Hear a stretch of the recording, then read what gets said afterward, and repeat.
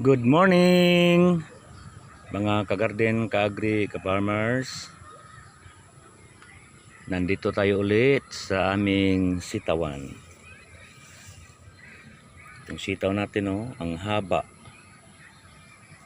This is bongga. Hintayin na naman sa Saturday, i-harvest na natin to. Ang haba. Ito, tingnan nyo. Ang haba ng ating sitaw.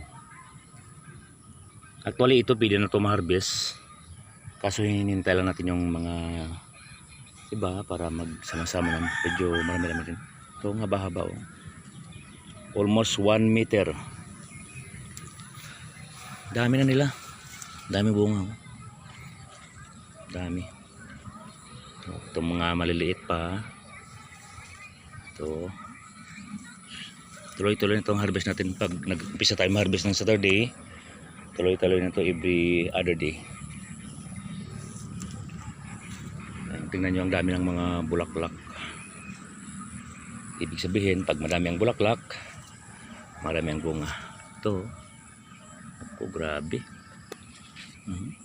Grabe talagang bunga. Hindi pa tayo nakapag-monitor ng presyo sa tindahan, pero okay lang. Hindi na ito makabot sa tindahan.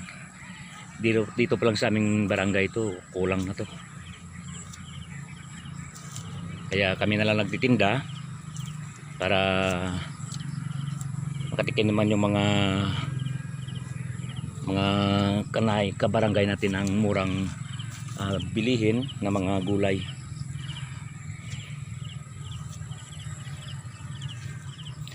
Siguro marami tayong mga harvest dito sa Saturday.